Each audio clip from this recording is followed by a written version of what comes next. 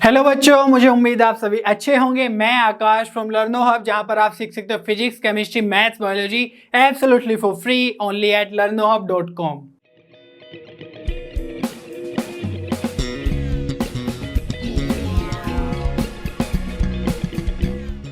बच्चों, आज हम प्रोबेबिलिटी की एक्सरसाइज 13.3 के question number 9 to question number 14 solve करेंगे। और इसके पहले ये क्वेश्चन हम प्रीवियस वीडियो में ऑलरेडी कवर कर चुके हैं। और आज हम 13.4 के भी क्वेश्चन नंबर 1 से क्वेश्चन नंबर 10 तक भी सोल्व करेंगे। और आपको ही मेरे साथ नोटबुक और पेन लेकर क्वेश्चन सोल्व करने हैं। Are you ready?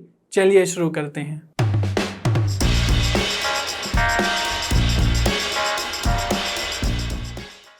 चलिए बच्चों, क्वेश्चन नंबर 9 स्टार्ट करते हैं।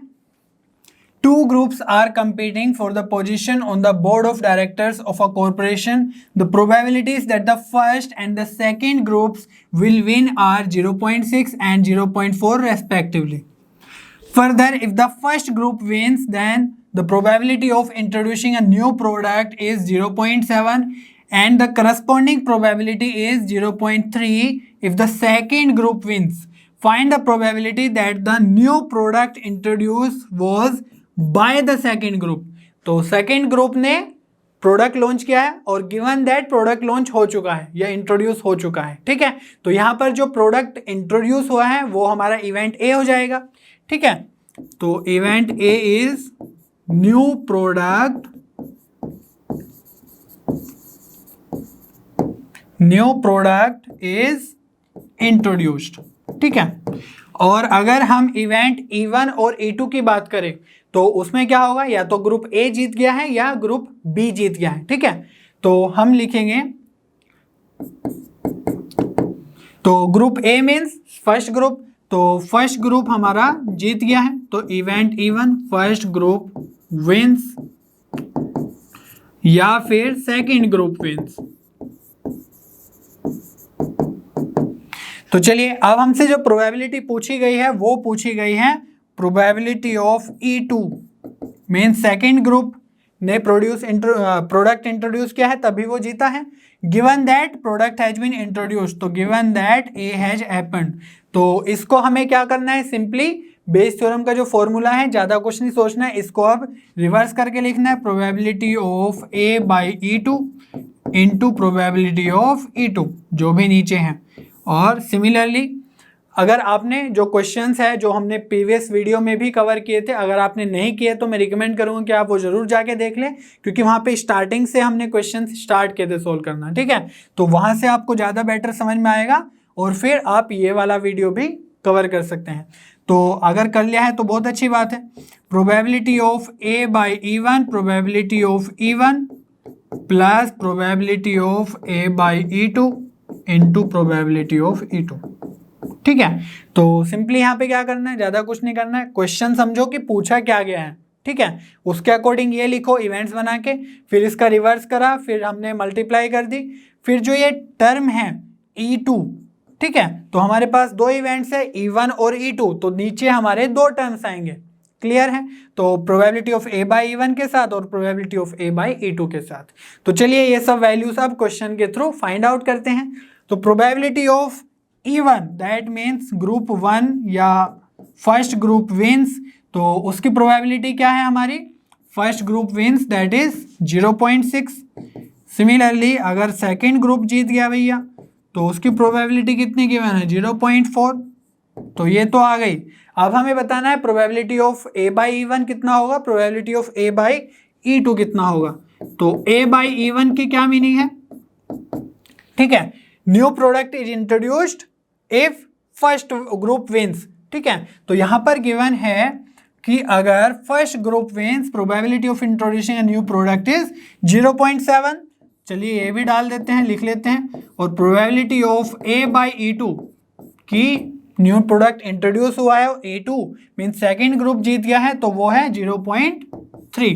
तो ये सब वैल्यूज हम फॉर्मूला में पुट कर देंगे और आंसर कैलकुलेट कर लेंगे।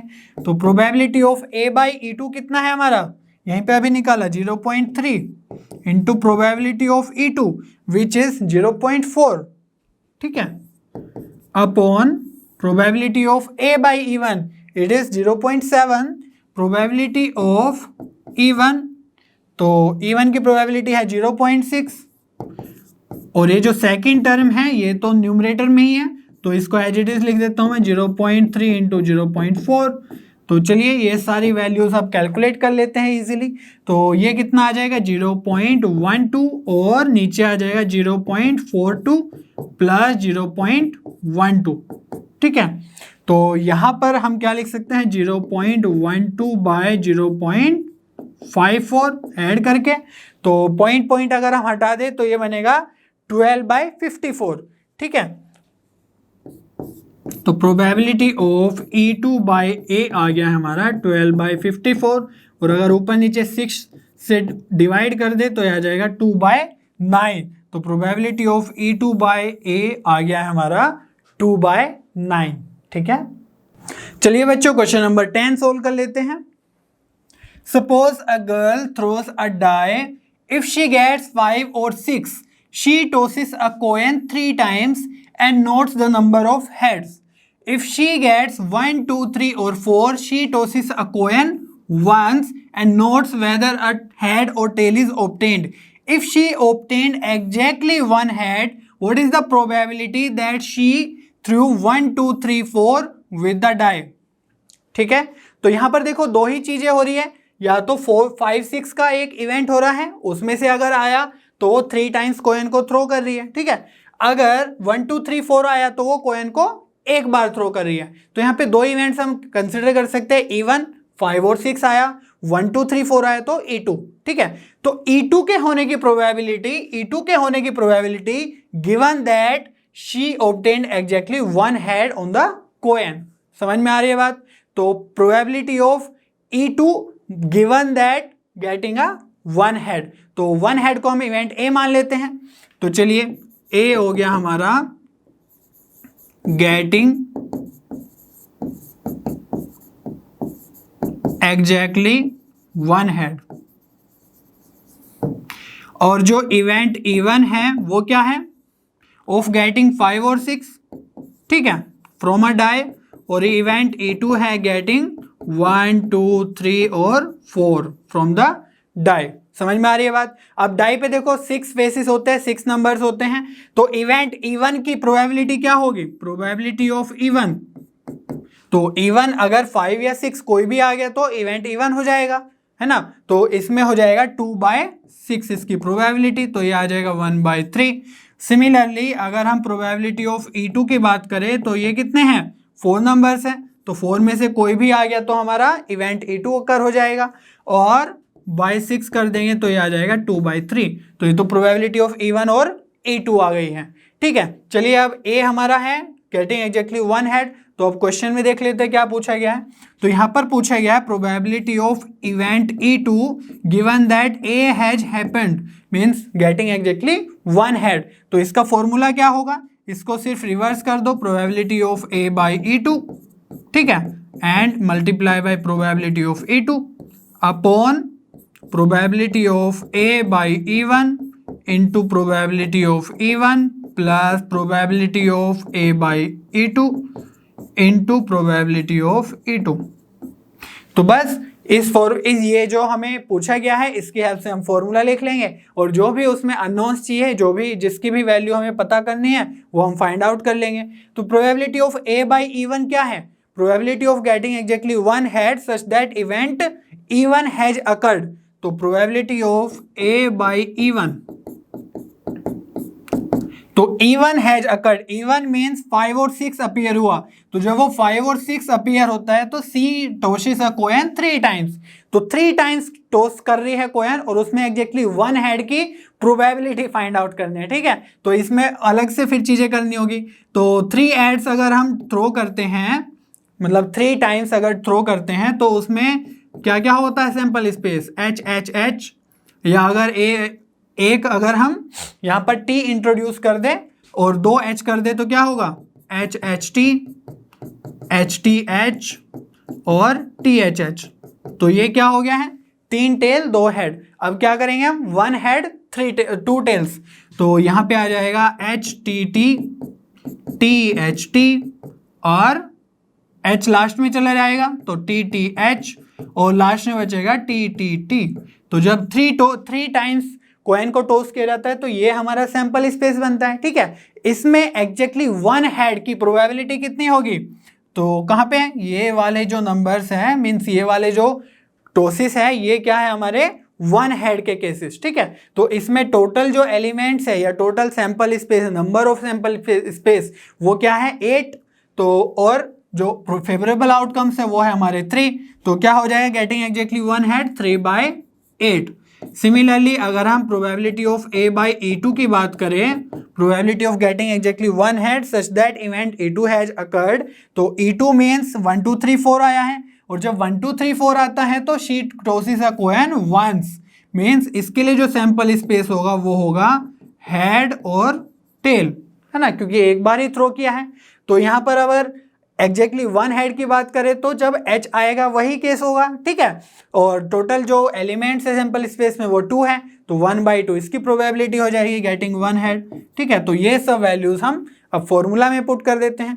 चलिए करते हैं। तो probability of A/E2 which is here 1/2 and probability of E2 is 2/3 upon probability of A/E1 it is 3/8 into probability of E1, और E1 की प्रोबेबिलिटी है 1/3, तो ये लिख लिया। और जो ये सेकंड टर्म है ये तो अपना न्यूमरेटर में ही लिखा हुआ है, ठीक है। तो यहाँ से आ जाएगा 1/2 इंटू 2/3। तो इसको अब सिंप्लीफाई करना है। तो चलिए करते हैं। 2 से 2 कैंसिल, यहाँ पे भी 2 से 2 कैंसिल, यहाँ पे 3 से 3 कैंसिल, तो ऊपर बचा अपना 1/3 और नीचे बचा 1/8 प्लस 1/3। तो चलो नीचे एलसीएम ले लेते हैं। तो कितना आएगा, 8 और 3 का एलसीएम 24, तो ये आ जाएगा 24। और डिनोमिनेटर में अगर न्यूमरेटर सोल्व करेंगे तो 3 + 8, तो ये 1/3 है ऊपर, और ये जाएगा 24 ऊपर मल्टीप्लाई में, तो 24 अपॉन 8 + 3 बचेगा 11, तो 3 8 जा 24, तो ये आएगा 8/11।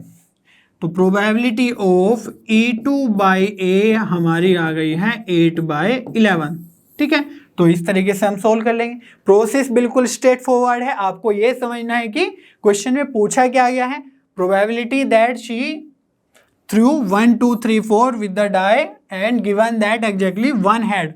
तो अगर ये आपको पता चल गया है E2 E1 और A क्या होगा, उसके बाद आप फॉर्मूला लिख सकते हैं, और जो भी इंफॉर्मेशन फॉर्मूला में चाहिए वो आप खोद कर निकाल कर क्वेश्चन से पुट कर सकते हो उसमें वैल्यूज, ठीक है। तो आप इजीली इस तरीके से क्वेश्चंस सोल्व कर सकते हैं। चलिए बच्चों क्वेश्चन नंबर 11 सोल्व कर लेते हैं। A manufacturer has 3 machine operators A, B and C. The first operator A produces 1% defective items, whereas the other 2 operators B and C produce 5% and 7% defective items respectively. A is on the job for 50% of the time, B is on the job for 30% of the time, and C is on the job for 20% of the time.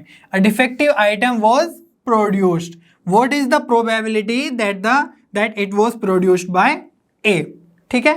तो simple statement है, बताना है कि A ने बनाया है, means operator A ने बनाया है item given that it was defective, ठीक है। तो एक तो जो हमारा A इवेंट है वो तो हो गया है डिफेक्टिव आइटम का, तो A event is item is defective, ये तो हमारा शॉर्ट हो गया, ठीक है। अब हमें देखना है कि E1 E2 वगैरह कौन से होंगे इवेंट्स। तो यहाँ पे देखो 3 मशीन ऑपरेटर है A, B और C, ठीक है, वही आइटम्स बना रहे हैं।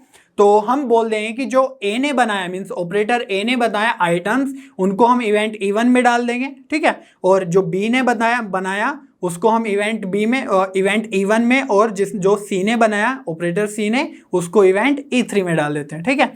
तो E1 इवेंट हो जाएगा अपना आइटम प्रोड्यूस्ड, ठीक है, bye operator A। Similarly E2 हो जाएगा item produced by operator B। E3 हो जाएगा event items produced by operator C, ठीक है। तो अब हम क्या करेंगे, अब ये देखें क्वेश्चन में पूछा क्या गया है। तो ऑपरेटर A ने बनाया, that means probability of it was produced by A. A means event E1 given that it was defective. Defective means A event. तो probability of E1 by A, तो इसका फॉर्मूला क्या होगा, इसको बस रेसिप्रोकल करके लिख दो, probability of A by E1 into probability of E1. ठीक है, ये तो न्यूमरेटर में आ गया. ठीक है, अब इसके डिनोमिनेटर में क्या लिखेंगे, क्योंकि यहाँ पर 3 इवेंट्स हैं A और B C के कारण, मीन्स E1 E2 E3, तो नीचे 3 टर्म्स आएंगे. क्लियर है, तो यहाँ पर हम लिख सकते हैं probability of A by E1 into probability of E1 plus probability of A by E2, probability of E2 plus probability of A by E3 into probability of E3. ठीक है, तो चलिए अब जो भी क्वेश्चन में मीन्स जो भी फॉर्मूला में हमें यूज करना है वो सब वैल्यूज हम क्वेश्चन से फाइंड आउट करेंगे. तो सबसे पहले probability of E1 E2 E3 find out कर लेते हैं. ठीक है, तो ये क्या मतलब है कि जो आइटम्स जितने प्रोड्यूस किए हैं E1 ने मीन्स ऑपरेटर A ने, तो कितने किए हैं, जो A ऑपरेटर है that was on the job for 50% of the time. तो हम एज्यूम कर रहे हैं कि जितना परसेंट वो टाइम कंज्यूम कर रहा है या दे रहा है ना ऑपरेशन पे मशीन पे, तो उतना ही वो आइटम्स प्रोड्यूस कर रहा है. ठीक है, तो हम बोल सकते हैं कि दैट प्रोबेबिलिटी ऑफ, यहाँ पे लिखता हूँ, प्रोबेबिलिटी ऑफ E1 अपनी हो जाएगी 50%. ठीक है, 1/2, क्योंकि वो 50% टाइम दे रहा है.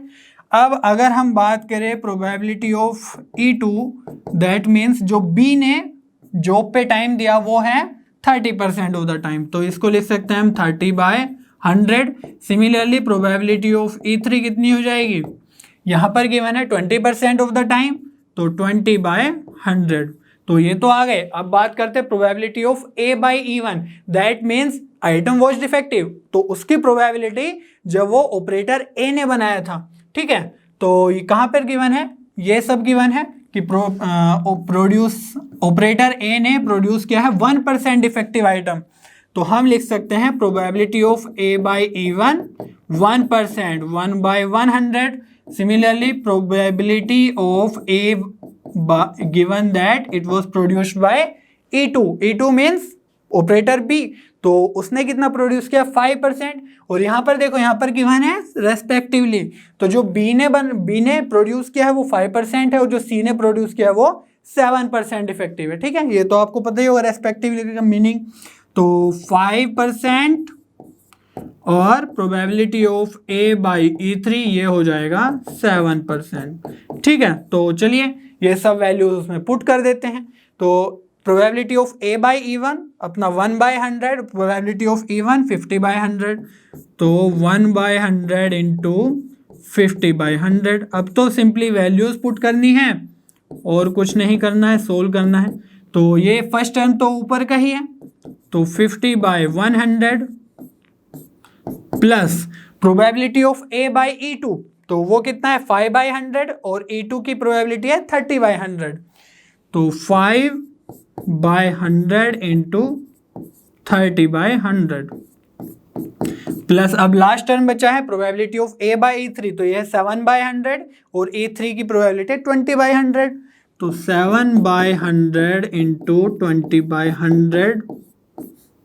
अब देखो दो तरीके हैं, या तो इसमें 100 इंटू 100 से ऊपर नीचे मल्टीप्लाई कर दो, तो ये जो डिनोमिनेटर्स में है ये सारे के सारे टर्म्स कैंसिल हो जाएंगे, या इनको कॉमन लेके कैंसिल कर दो. ठीक है, तो आपको जैसे भी करना है कर सकते हैं.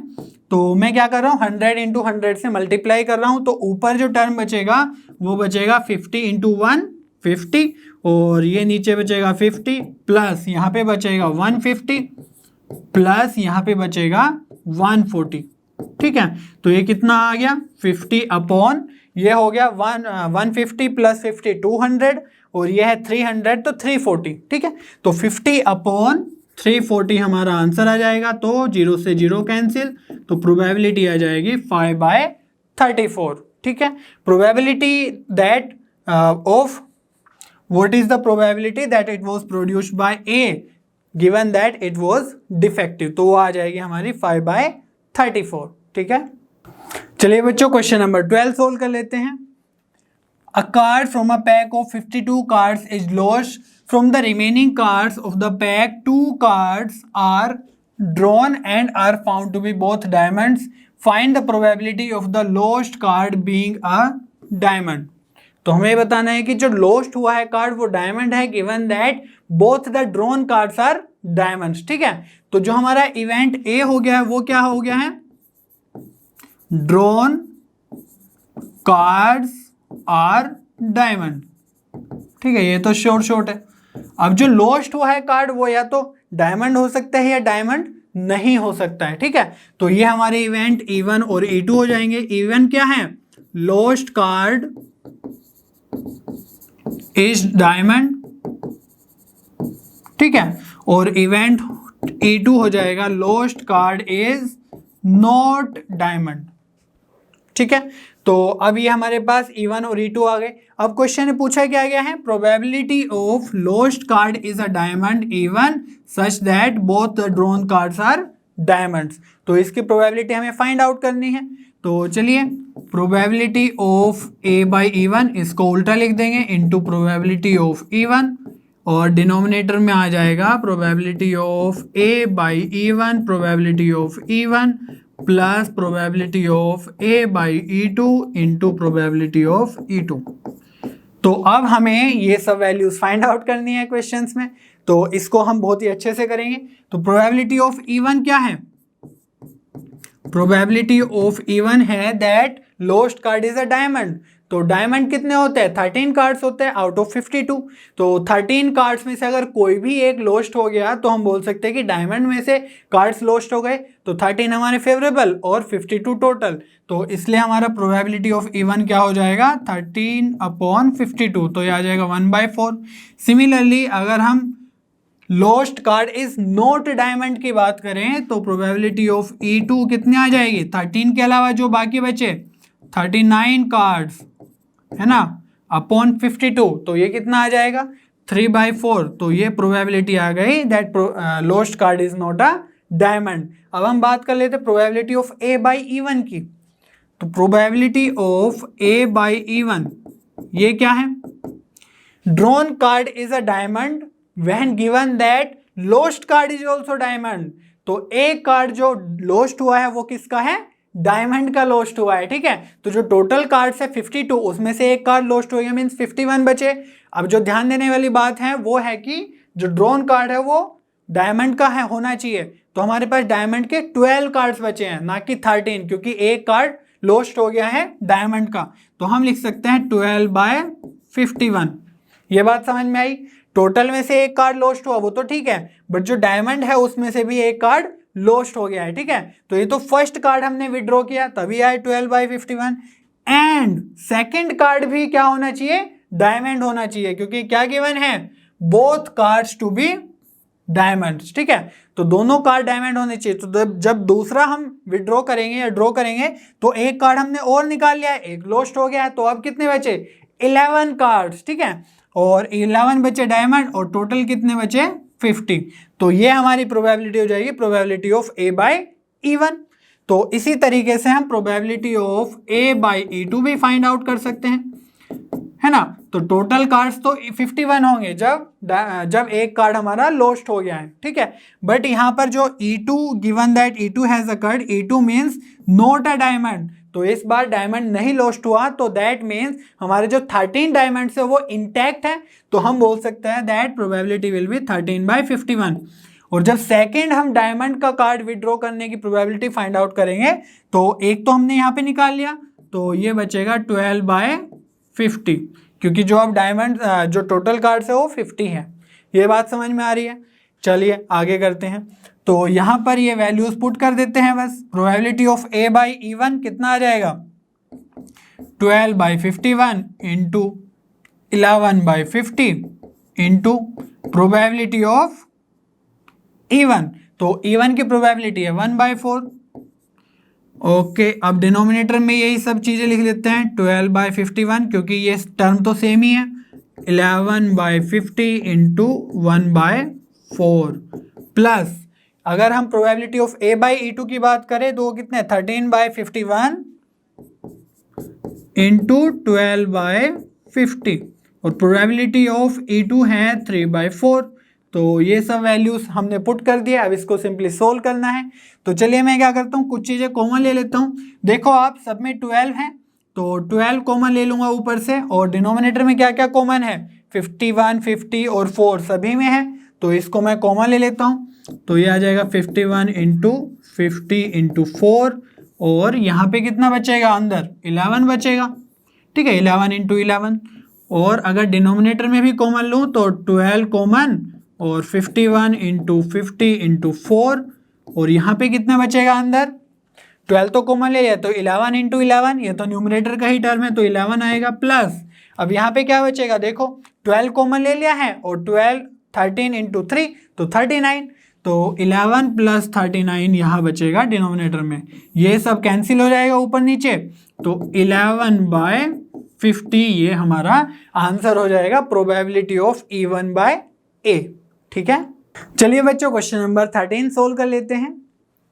Probability that A speaks truth is 4/5, a coin is tossed, A reports that a head appears, the probability that actually there was head is।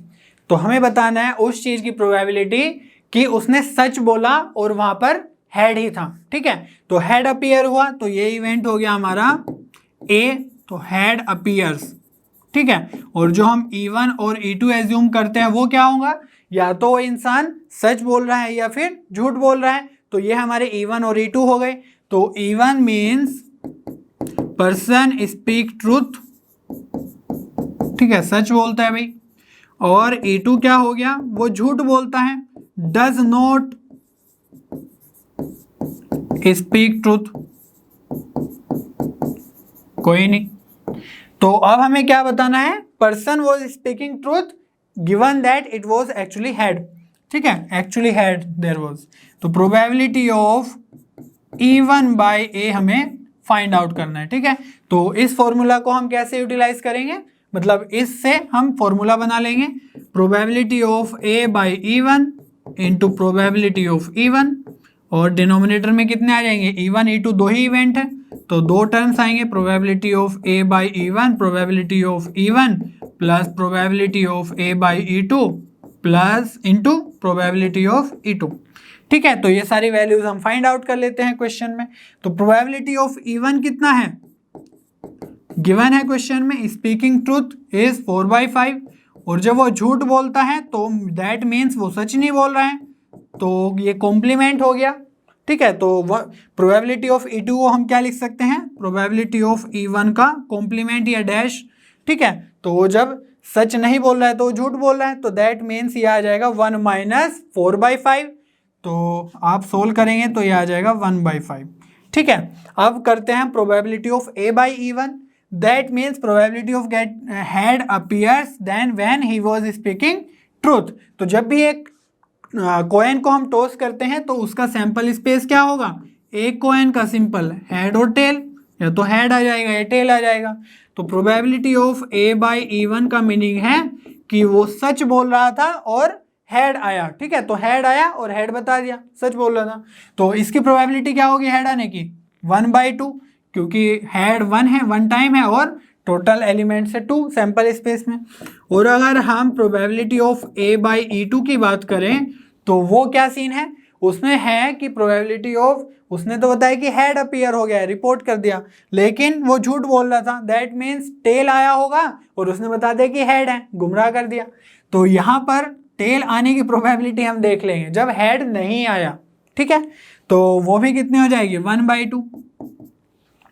ठीक है, तो यहाँ पर तो सेम ही है, ज़्यादा कोई डिफरेंस नहीं बन रहा है, तो इसलिए अब हम क्या करेंगे, प्रोबेबिलिटी ऑफ A/E1 पुट कर देंगे 1/2, प्रोबेबिलिटी ऑफ E1 कितनी हमारी 4/5, ये सारी वैल्यूज पुट कर देते हैं, तो 1/2 इंटू 4/5, ये मैंने क्यों लिखा, क्योंकि फर्स्ट टर्म हमारा न्यूमरेटर ही है, प्लस प्रोबेबिलिटी ऑफ A/E2 ये भी 1/2 है, और प्रोबेबिलिटी ऑफ E2 हमारी 1/5 है।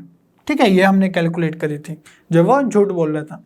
तो ये आ जाएगा अपना, देखो जहाँ पे 2 और 5 है तो 2 5 जा 10, तो 10 डिनोमिनेटर में है सभी टर्म्स के, तो हम मल्टीप्लाई कर देंगे ऊपर नीचे, तो सारे टर्म्स कैंसिल हो जाएंगे 10 के, तो यहाँ पे बचेगा ऊपर 4 और नीचे बचेगा 1 इंटू 4 प्लस 1 इंटू 1, तो ये आ जाएगा 4/5। ठीक है, तो probability of A1 by A आ जाएगा 4/5।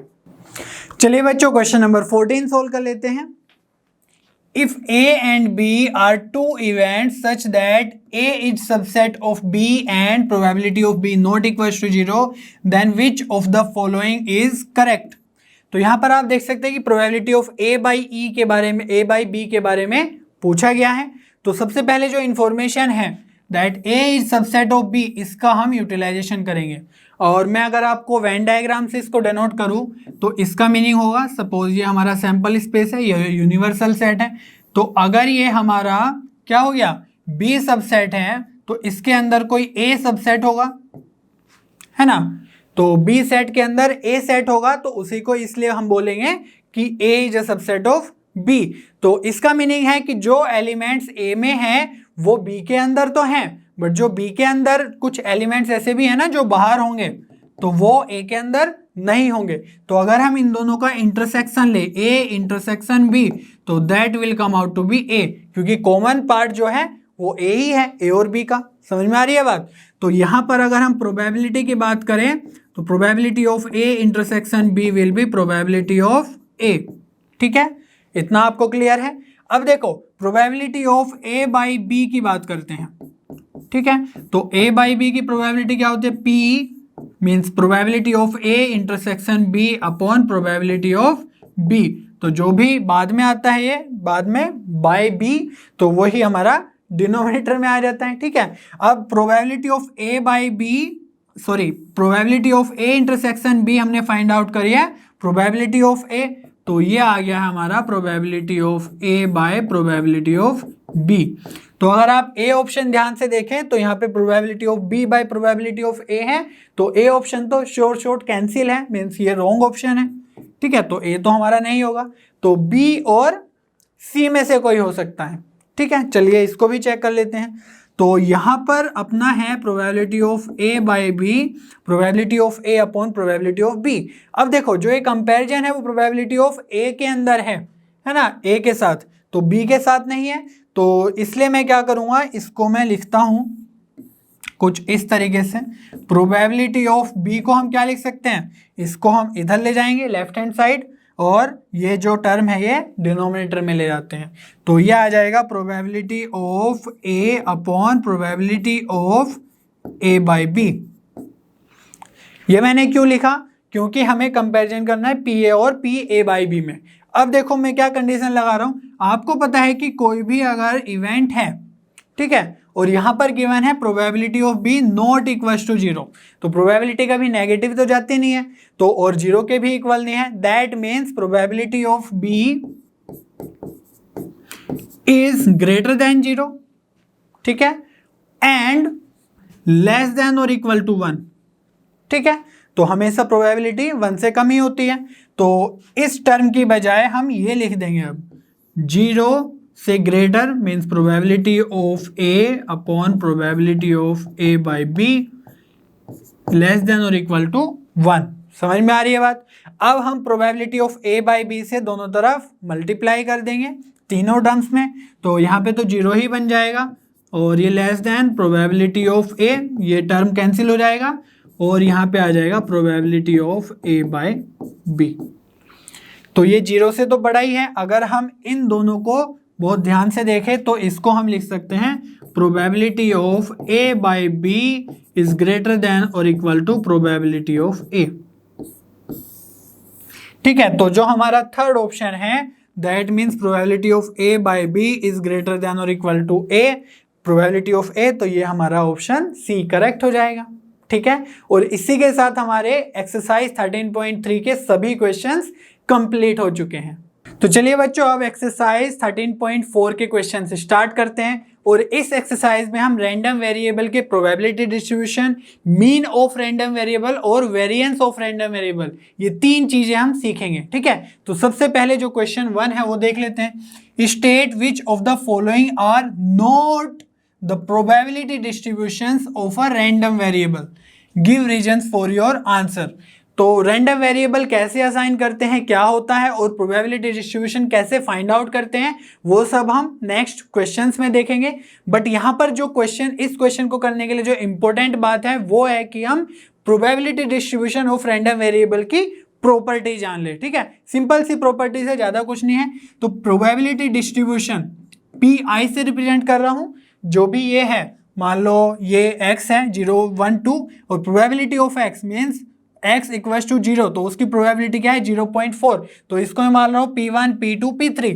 तो इसी तरीके से मैंने लिख दिया PI, दैट मीन्स कोई भी probability distribution of any random variable. ठीक है, तो PI होना चाहिए ग्रेटर देन 0, हमेशा एक पॉजिटिव नंबर होना चाहिए। ठीक है, और 1 से ज्यादा तो नहीं हो सकता, वो तो होगा ही नहीं। ठीक है, ऑब्वियसली, तो 0 से बड़ा होना चाहिए, दैट मीन्स नेगेटिव नहीं होना चाहिए। और summation of PI, that means सभी जो प्रोबेबिलिटी डिस्ट्रीब्यूशंस है उनका जो समेशन है, सम करके कितना आना चाहिए, 1 आना चाहिए हमेशा। ठीक है, तो अगर ये दोनों आ रहे हैं तो हम बोल सकते हैं कि ये प्रोबेबिलिटी डिस्ट्रीब्यूशन सही है उस रैंडम वेरिएबल का। लेकिन हमसे पूछा गया है कि कौन से नहीं है, तो चलिए देख लेते हैं कौन से है कौन से नहीं है। तो अगर आप फर्स्ट में देखें तो यहाँ पर जो प्रोबेबिलिटी डिस्ट्रीब्यूशन है, अगर इसको हम ऐड कर दें सिग्मा PI, तो क्या होगा 0.4 0.4 प्लस 0.2, देख पा रहे हो आप। तो इनको अगर ऐड कर दे तो ये ऐड करके कितना आ रहा है 1, तो that means this is the probability distribution of a random variable. ठीक है, तो फर्स्ट ऑप्शन सही है, लेकिन हमें नोट बताना है कौन सा नहीं है। चलिए अगला देखते हैं। तो x इक्वल्स टू 0 1 2 3 4, तो इनकी जो प्रोबेबिलिटी डिस्ट्रीब्यूशन है, इसमें आप देखो अगर 3 के लिए यहाँ पर है -0.1, लेकिन मैंने बताया कि नेगेटिव नहीं होना चाहिए, हमेशा पॉजिटिव होना चाहिए। तो इसलिए हम बोल सकते हैं that second part is not the probability distribution of a random variable. समझ में आ रही है बात, क्लियर है। अब करते हैं हम ऑप्शन 3 मीन्स पार्ट 3। तो इसमें क्या है, इसका भी ऐड कर लेते हैं, समेशन ऑफ PI। तो ये कितना कितना है 0.6 प्लस 0.1 प्लस एंड थर्ड वाला है 0.2, तो ये आ गया है अपना 0.2 0.6 0.8 और 0.1 हो गया है 0.9। तो इसलिए ये क्या है, अब सोच के बताओ, मैंने बताया कि समेशन हमारा 1 होना चाहिए, लेकिन यहाँ पर है 0.9, तो यहाँ पर प्रॉब्लम हो गई है। ठीक है, तो इसलिए ये भी हमारा नहीं होगा। और यहाँ पर अगर हम बात करें, इनको भी ऐड कर लेते हैं जल्दी से। चलो मैं ऐसे ही बता देता हूँ, 3 2 6 5 और 9 और 1, तो 0.1 ऐड करेंगे तो 1 तो यहीं तक ही हो गया है, और अगर इसको भी ऐड करेंगे तो 1.05 हो जाएगा, तो ये तो 1 से भी ज़्यादा हो गया है। ठीक है, तो हमें चाहिए 1 के इक्वल, एग्जैक्टली 1 के इक्वल, तो ये भी प्रोबेबिलिटी डिस्ट्रीब्यूशन रैंडम वेरिएबल का नहीं होगा। ठीक है, तो ये तीनों जो पार्ट है वो नहीं है, और जो फर्स्ट पार्ट है वो रैंडम डिस्ट्रीब्यूशन है। तो इस तरीके से आप सोल्व कर सकते हैं इजीली। ये दो प्रॉपर्टीज आपको याद रखनी है। ठीक है, चलिए बच्चों क्वेश्चन नंबर 2 सोल्व कर लेते हैं। An urn contains 5 red and 2 black balls. 2 balls are randomly drawn. Let x represent the number of black balls. What are the possible values of x? Is x a random variable? तो जो random variable होता है उसका जो definition होता है x means random variable is a real valued function. तो जिसका जो फंक्शन का वैल्यूज हो वो रियल वैल्यूज हो, real valued function whose domain is the sample space. ठीक है, तो हम यहाँ पर सबसे पहले सैंपल स्पेस फाइंड आउट करेंगे। तो यहाँ पर जो अर्न है, अर्न क्या होता है, एक बास्केट टाइप होता है, कंटेनर मान लो। तो इसमें 5 तो रेड बॉल्स है अपनी और 2 ब्लैक बॉल्स हैं। ठीक है, ये तो हमारा हो गया ये कंटेनर में, ये अर्न में। तो जब हम ड्रॉ करते हैं तो उससे जो सैंपल स्पेस बनेगा, तो हम 2 बॉल्स रैंडमली ड्रॉ कर रहे हैं। तो दोनों ऐसा हो सकता है कि दोनों रेड रेड आ गई भाई। ठीक है, हो सकता है ना, दोनों हमने रेड ही उठा ली, या ऐसा भी हो सकता है कि एक रेड उठा ली एक ब्लैक उठा ली। तो हम लिख सकते हैं पहली रेड उठा ली और फिर ब्लैक उठा ली, या ऐसा भी हो सकता है पहले उठाई तो ब्लैक आ गई और दूसरी उठाई तो रेड आ गई। तो इसी का अपोजिट भी लिख सकते हैं। तो पहले ब्लैक और फिर रेड आ गई, या ऐसा भी हो सकता है दोनों ही ब्लैक आ गई। चलो, तो ये हो गया अपना सैंपल स्पेस। ठीक है, अब जो इंफॉर्मेशन गिवन है वो बोला गया है कि let X represent the number of black balls. तो हम ऐसे लिखते हैं X represent number of black balls. ठीक है, और रैंडम वेरिएबल को हम मोस्टली या most of the time X से रिप्रेजेंट करते हैं, कैपिटल एक्स से। ठीक है, तो नंबर ऑफ ब्लैक बॉल्स हो गई एक्स।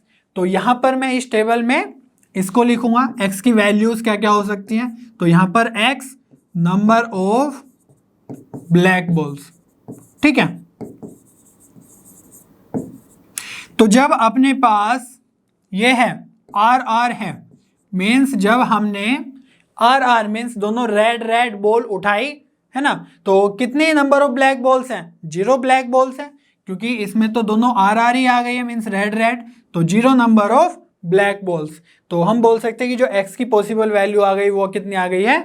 0 है ना। और यहाँ पर अगर हम रेड और ब्लैक बॉल का देखें तो रेड और ब्लैक बॉल है अगर, तो यहाँ पे हमारी जो ब्लैक बॉल्स है वो 1 हो जाएगी।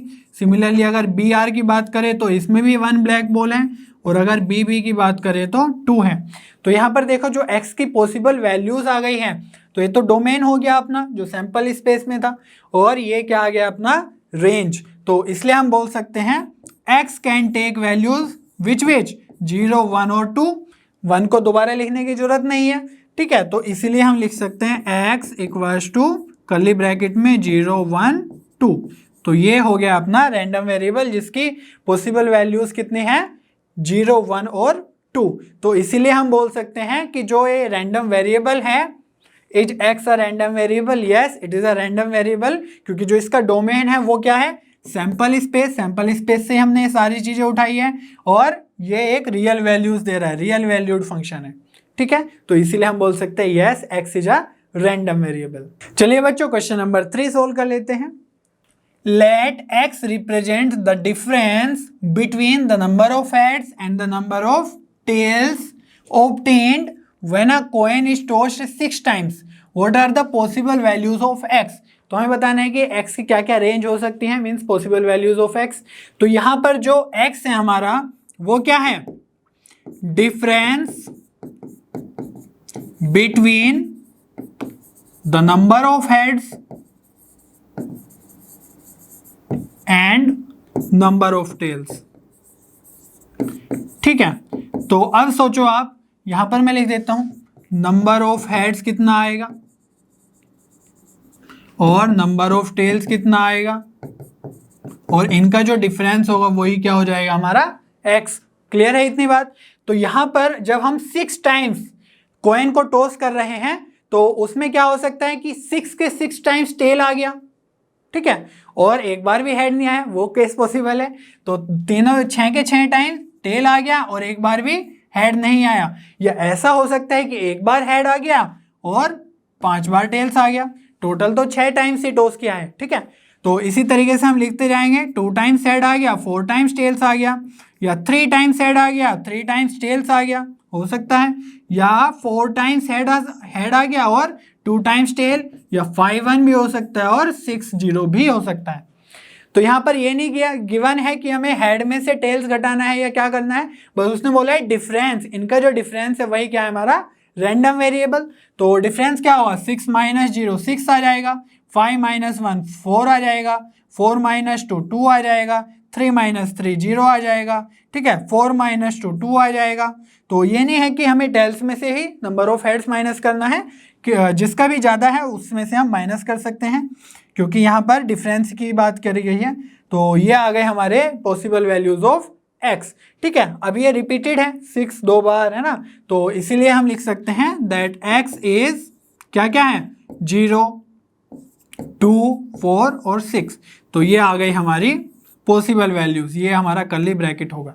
तो इस तरीके से आप जो भी कंडीशन गिवन है उसमें एक्स स्मार्टली और अच्छे से आप समझ के चूज कर लें क्या है। तो यहाँ पर क्या था? Difference between number of head और नंबर ऑफ टेल्स, और उसके बाद जो भी इंफॉर्मेशन गिवन है डिफरेंस है, तो ये हमने एक्स कैलकुलेट कर लिया।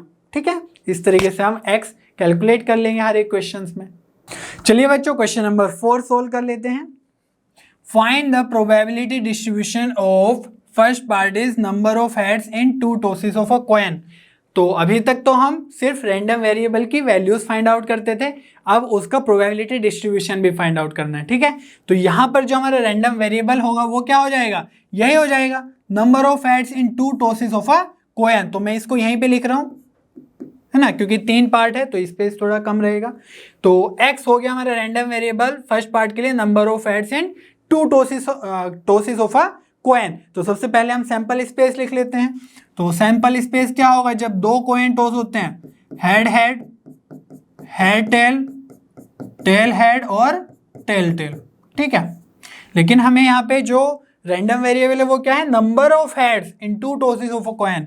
तो नंबर ऑफ हेड्स की अगर हम बात करें, देखो तो यहाँ पर तो एक भी हेड नहीं है, 0 हेड है। और यहाँ पर अगर बात करें 1 हेड है, यहाँ पे भी 1 हेड है, और यहाँ पर 2 हेड्स हैं। तो हमारे जो रैंडम वेरिएबल है वो 0, 1 और 2 हो सकता है, ठीक है। तो चलिए ये फर्स्ट पार्ट के लिए टेबल है। तो x और प्रोबेबिलिटी डिस्ट्रीब्यूशन लिखेंगे हम px, ठीक है। तो हो सकता है कि 0 मीन्स एक भी हेड ना हो, which is the case of tt, या 1 हो सकता है या 2 हो सकता है, ठीक है। तो अगर हम बात करें tt की, मीन्स टेल टेल की, जिसमें कोई भी हेड नहीं है, तो उसकी प्रोबेबिलिटी क्या होगी, तो उसकी प्रोबेबिलिटी हो जाएगी 1/4, क्योंकि 1 क्या है, टेल टेल, और टोटल कितने हैं एलिमेंट्स, 4। तो इस तरीके से हम देखेंगे कि सैंपल स्पेस में वो जो x इक्वल्स टू 0 है, तो इसको और कैसे लिख सकते हैं, probability of x equals to 0 will be 1/4। समझ में आ रही है बात? तो इसका मतलब है प्रोबेबिलिटी ऑफ x, और जब 0 के कॉलम में है तो हम probability of x equals to 0 1/4, ठीक है। तो वो क्यों आया, क्योंकि इसमें कोई भी हेड नहीं है, इसीलिए ये एक ही इवेंट है ऐसा। और अगर हम 1 हेड की बात करें तो उसमें क्या है, टेल हेड और हेड टेल, तो ये 2 इवेंट्स हैं, हो सकता है। तो 2 बार अगर कोई आ गया तो प्रोबेबिलिटी ऑफ क्या हो जाएगा, x इक्वल्स टू 1। तो ये लिख सकते हैं हम 2/4, या इसको लिख सकते हैं 1/2, एक ही बात है। और अगर दोनों हेड आ गए, तो दोनों हेड का केस है HH, तो ये भी कितना है, 1 टाइम है, तो 1/4 हो जाएगी हमारी probability of x equals to 2। तो इस तरीके से हम प्रोबेबिलिटी डिस्ट्रीब्यूशन फाइंड आउट करते हैं। सिंपल प्रोसेस है, सबसे पहले x फाइंड आउट करो क्या है, फिर सैंपल स्पेस लिख लो, या पहले सैंपल स्पेस लिख लो फिर x लिख लो। उसके बाद x की कौन कौन सी पॉसिबल वैल्यूज होंगी, तो जो भी कंडीशन है उसके अकॉर्डिंग हम देख लेंगे क्या क्या होगा, फिर जो भी कंडीशन है उसके अकॉर्डिंग हम उसकी प्रोबेबिलिटी फाइंड आउट करेंगे, ठीक है। तो चलिए आगे और क्लियर होगा। ये सेकंड पार्ट के लिए है ये टेबल। तो यहाँ पर जो गिवन है वो है number of tails in the simultaneous tosses of 3 coins. तो अब हमें 3 कॉइन्स का सैंपल स्पेस बनाना है, ठीक है। तो आपने किया होगा, पहले भी लिखा होगा। तो इसका क्या तरीका है भाई, थोड़ा सिमेट्रिक जाएंगे, मीन्स थोड़ा एक फॉर्मुलेटेड वे में करेंगे। तो पहले टेल टेल टेल लिख लेते हैं, अब एक हेड डाल देते हैं, तो HTT, ठीक है। यहाँ पर एक भी हेड नहीं था, यहाँ पर अब एक हेड डालते हैं, तो HTT, या H को बीच में ले लेते हैं तो THT, या लास्ट में आ जाएगा तो TTH, ये केस हो गए। या अगर हम 2 हेड डाल दे और 1 हेड 1 टेल, तो ये आ जाएगा HHT, या HTH, या THH, ठीक है। अब क्या करेंगे हम, तीनों के तीनों हेड, कोई भी टेल नहीं, तो उसमें आ जाएगा HHH।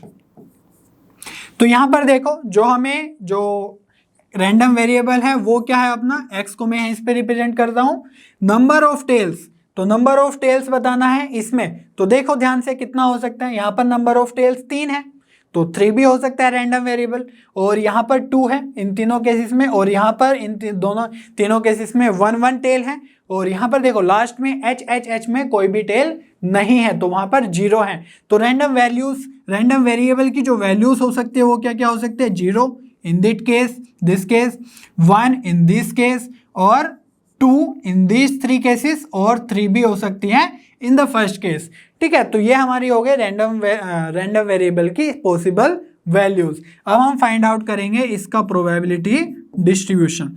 तो चलिए देखते हैं, probability of x equals to 0, that means कोई भी टेल नहीं है, दैट मीन्स HHH की प्रोबेबिलिटी कितनी होगी बताओ, 1/8, क्योंकि एक ही एलिमेंट है, और टोटल सैंपल एलिमेंट्स कितने हैं 8, तो 1/8 हो जाएगी।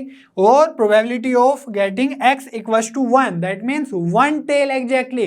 तो 1 टेल का मीनिंग है this 3 cases, this and this, तो 3/8 इसकी प्रोबेबिलिटी हो जाएगी, है ना, क्योंकि टोटल कितने एलिमेंट्स है, 8 है सैंपल स्पेस में। Probability of x equals to 2 means 2 tails, तो 2 टेल्स का मीनिंग है HTT, THH, TTH। सॉरी, यहां पे आएगा THT, ठीक है।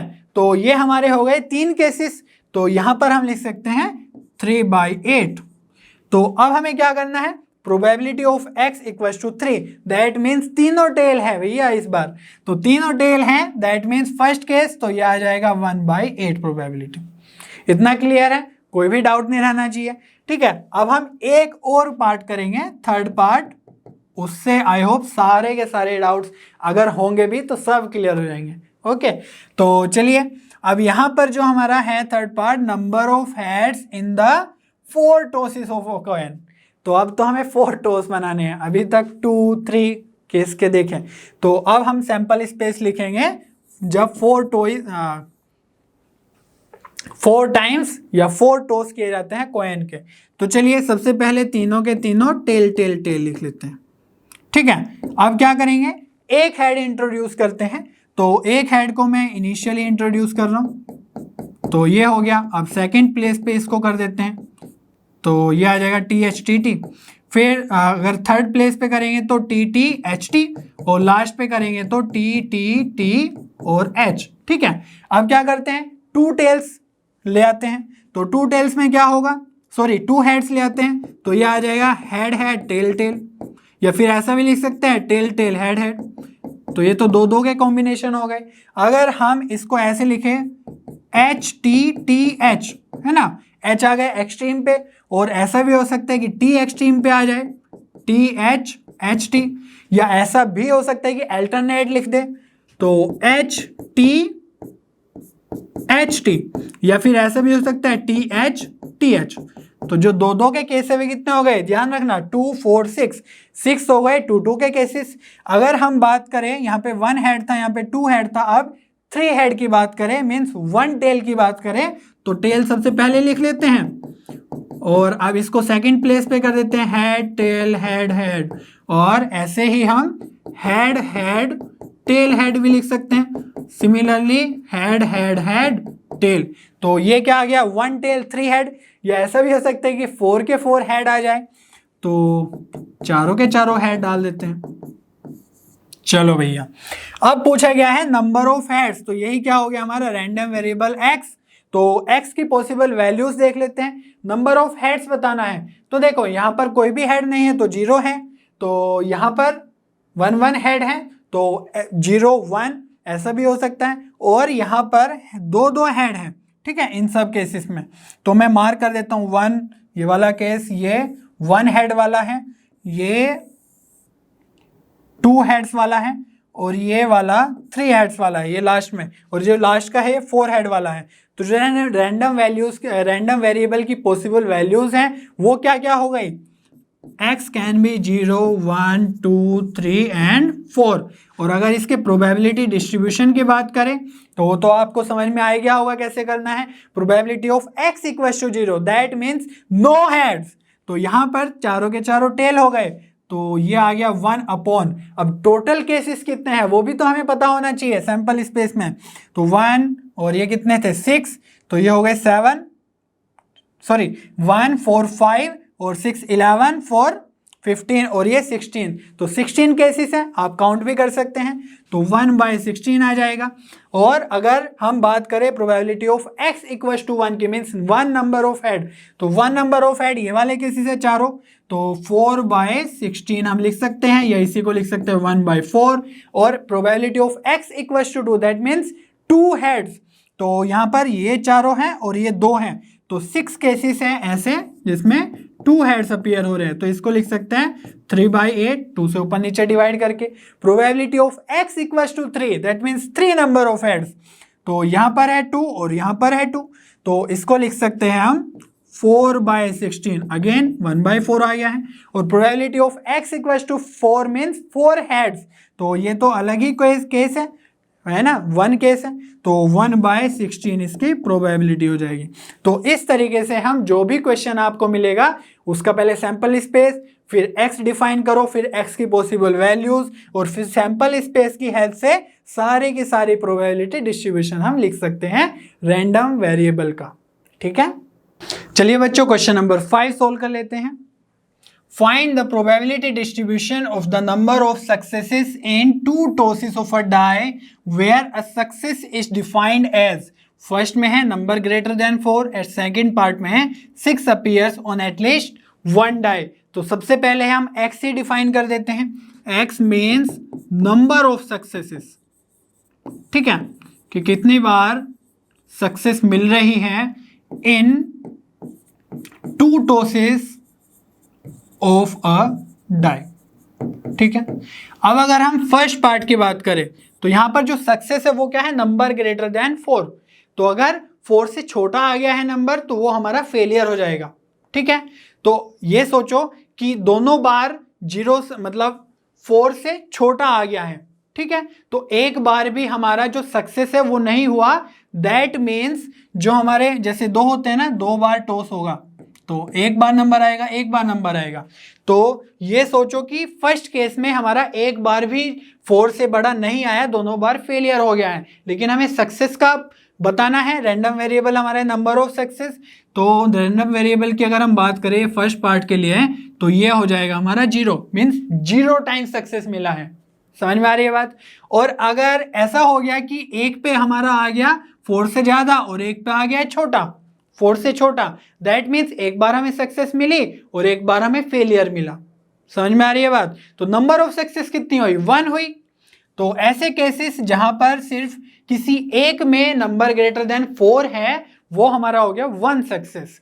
ऐसा भी हो सकता है कि दोनों पे हमारे क्या हो जाए, 4 से ज्यादा नंबर अपीयर हो जाए, तो वो क्या हो जाएगा, दोनों सक्सेस हो गई हैं। तो इसलिए जो हमारा x है वो आ जाएगा 2। तो यहां पर अगर हम प्रोबेबिलिटी ऑफ x की बात करें तो उसमें क्या कर सकते हैं, एक तो हम सैंपल स्पेस लिखे पूरा का पूरा और उसमें देखें कि भाई 4 से छोटे छोटे नंबर्स जिसमें हमें एक बार भी सक्सेस नहीं मिल रही है, तो कितने नंबर्स हैं ऐसे जो 4 से छोटे छोटे हैं। दैट मीन्स हमें वो केसेस देखने होंगे जिसमें दोनों में 4 से कम अपीयर हो रहा है नंबर, तो वो बहुत ही लंबा और टीडियस प्रोसेस हो जाएगा।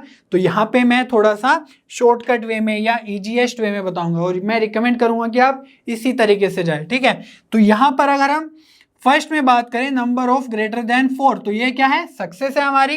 तो अगर हम प्रोबेबिलिटी ऑफ सक्सेस की बात करें, ठीक है, सक्सेस की इन 1 टॉस, तो एक टॉस में सक्सेस मिलेगी, इसकी अगर हम बात करें दैट मीन्स 5 और 6 अपीयर होना चाहिए। करेक्ट, तो 5 और 6 मीन्स 2 नंबर्स अपीयर हो सकते हैं आउट ऑफ 6 नंबर्स, तो 2/6 हमारा हो जाएगा प्रोबेबिलिटी ऑफ सक्सेस। तो यह आ गया 1/3।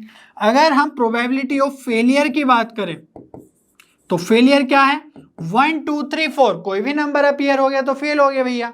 तो 4/6 हमारी प्रोबेबिलिटी हो जाएगी फेलियर की, तो 2/3। तो ये हमारे आ गए सक्सेस और फेलियर की प्रोबेबिलिटीज। अब देखो हम क्या करेंगे, अब देखो probability of x = 0 find out करना है। दैट मीन्स एक बार भी सक्सेस नहीं मिली, दोनों बार फेलियर, तो दैट मीन्स फर्स्ट टॉस में भी फेलियर एंड सेकंड टॉस में भी फेलियर, तो फेलियर की प्रोबेबिलिटी है 2/3। तो फर्स्ट टॉस में भी failure and means multiply second toss में भी failure, that means this is 4/9, है ना ये जी। तो इसी तरीके से हम 1 की भी निकाल सकते हैं, प्रोबेबिलिटी x = 1, दैट मीन्स एक बार सक्सेस मिली और एक बार फेलियर मिला, या और एक बार फेलियर मिला फिर सक्सेस मिल गई। समझ में आ रही है बात। तो इसके लिए हम क्या कर सकते हैं, प्रोबेबिलिटी ऑफ x = 1 के लिए एक बार सक्सेस मिली दैट मीन्स 1/3, फिर फेलियर मिल गया भैया, तो ये हो गया हमारा फर्स्ट केस। या और पे हम ऐड लगाते हैं, ऐसा भी हो सकता है कि पहले हमें फेलियर मिल गया और फिर सक्सेस मिल गई, हालांकि वैल्यू सेम ही है, तो इसलिए हम क्या करेंगे 2 से मल्टीप्लाई कर देंगे। ठीक है, ऐड करने के बजाय, तो 2 से मल्टीप्लाई करेंगे किसमें, 2/3 1/3, दैट मीन्स 2/9, तो ये आ जाएगा 2/9, तो वैल्यू कितनी आ गई 4/9। अब क्या बात करनी है, probability of x equals to 2, दोनों बार सक्सेस मिल गए, मींस दोनों बार 4 से ग्रेटर नंबर्स हमें मिल गए, ठीक है। तो दोनों बार सक्सेस है, दैट मींस 1/3 फर्स्ट टाइम भी सक्सेस एंड सेकंड टाइम भी सक्सेस, तो ये आ जाएगा 1/9। क्लियर है। और आप देख भी सकते हैं कि जो px है मींस इनका अगर हम एडिशन करें तो क्या आएगा, 4 4 8 1 9 और अपॉन में 9 तो 1 ही आ जाएगा।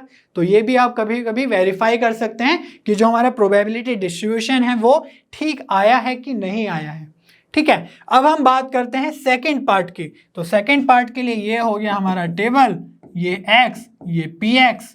तो चलिए सेकेंड पार्ट करते हैं। तो यहां पर गिवन है 6 अपीयर्स ऑन एटलीस्ट 1 डाई। तो अगर एक भी डाई पे 6 अपीयर हो गया वो हमारा सक्सेस है। तो फेलियर क्या हुआ, फेलियर हुआ कि एक भी डाई पे हमारा जो 6 है वो नहीं मिला, ठीक है। तो 6 नहीं मिला, दैट मीन्स 1 2 3 4 5 तक हमें मिल गया तो हमारा फेलियर हो गया है, ठीक है। तो अगर हम इसके प्रोबेबिलिटी ऑफ फेलियर की बात करें पहले, तो वो क्या होगा, वो होगा हमारा 5/6। क्यों, क्योंकि अगर किसी भी मतलब 1 से 5 तक अगर हमें मिल गया तो हमारा क्या हो जाएगा, फेलियर हो जाएगा। और अगर हम प्रोबेबिलिटी ऑफ सक्सेस की बात करें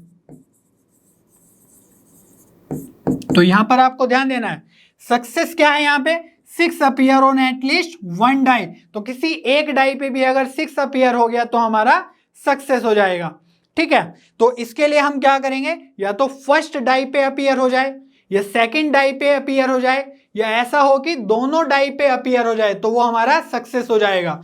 तो फर्स्ट डाई पे अगर हमारा अपीयर हो, ठीक है, तो फर्स्ट डाई पे अगर अपीयर होगा 1/6, क्योंकि क्या है 6 अपीयर होना है तो एक ही नंबर है तो 1/6, और सेकंड पे नहीं अपीयर हो रहा है तो इसको हम क्या लिखेंगे 5/6, ठीक है। प्लस, और अगर हम बात करें इसकी, अगर दूसरे पे अपीयर हो रहा है और पहले पे नहीं हो रहा है तो इस केस में क्या होगा 5/6 इंटू 1/6, ठीक है।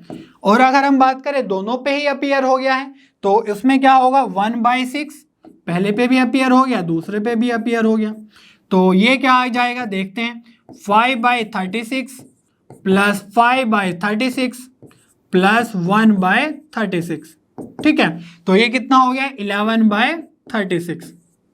तो ये क्या हो गया है प्रोबेबिलिटी ऑफ सक्सेस, ठीक है। तो चलिए अब क्या करेंगे हम, अब देखेंगे या तो हमारा दोनों बार फेलियर हो जा रहा है, एक बार भी सक्सेस नहीं मिला तो उसको हम क्या लिखेंगे 0, ठीक है। या ऐसा हो सकता है कि एक बार हमें सक्सेस मिल गया, एक बार सक्सेस का मीनिंग क्या है कि 6 अपीयर्स ऑन एटलीस्ट 1 डाई, ठीक है। तो यही हमारा सक्सेस है, तो हमारा सक्सेस है तो 0, एक बार भी सक्सेस नहीं मिला है, दैट मीन्स दोनों बार फेलियर मिला है, दोनों बार 5 और 5, 1 से 5 तक और 1 से 5 तक ही अपीयर हो रहा है, दैट मीन्स जो हमारी प्रोबेबिलिटी हो जाएगी वो हो जाएगी पहली बार भी सक्सेस नहीं मिला और दूसरी बार भी सक्सेस नहीं मिला, तो यह आ गया है 25/36, ठीक है। अगर यहाँ पे प्रोबेबिलिटी ऑफ सक्सेस की बात करें हम तो वो क्या है 6 अपीयर्स ऑन एटलीस्ट 1 डाई, तो उसकी हमने टोटल प्रोबेबिलिटी ही निकाल ली है 11/36। या आप ऐसे भी देख सकते हैं कि probability of x equals to 0 plus probability of x equals to 1। तो अगर एक बार भी सक्सेस नहीं मिला और अगर एक बार ही सक्सेस मिल गया तो भी हमारा काम चल जाएगा, तो इसको हम क्या लिख सकते हैं 1, ठीक है। और अगर ये px1 निकालना है तो 1 में से हम px0 माइनस कर देंगे तो कितना आ जाएगा 1 माइनस 25/36, तो ये आ जाएगा 11/36, और यहां से भी हमारा नंबर क्या आ गया 11/36, ठीक है। तो इस तरीके से हम इस क्वेश्चन को सोल्व कर लेंगे। चलिए बच्चों क्वेश्चन नंबर 6 सोल्व कर लेते हैं। From a lot of 30 bulbs which include 6 डिफेक्टिव्स, a sample space of 4 bulbs is drawn at random with replacement, ठीक है। find the probability distribution of the number of defective bulbs। तो हमारे पास क्या है, एक लोट है, मीन्स सपोज ये कंटेनर है तो उसमें हमारे पास 30 बल्ब्स हैं, ठीक है। अब इन 30 बल्ब्स में से कितने कितने हैं 6 तो डिफेक्टिव है प्लस 24 नॉन डिफेक्टिव है, तो उसको मैं क्या लिख रहा हूं एनडी से। ठीक है, तो अगर हम डिफेक्टिव बल्ब की प्रोबेबिलिटी फाइंड आउट कर ले तो कितना होगा, प्रोबेबिलिटी ऑफ डिफेक्टिव बल्ब तो कितना आएगा, देखो 6 तो डिफेक्टिव है, दैट मीन्स 6 में से अगर कोई भी एक आ गया तो हमारा डिफेक्टिव बल्ब की प्रोबेबिलिटी आ जाएगी, तो 6/36, तो ये आ जाएगा 1/5। और probability of non defective bulb कितनी आ जाएगी, 24/30, क्योंकि नॉन डिफेक्टिव 24 है, तो ये आ जाएगा 4/5।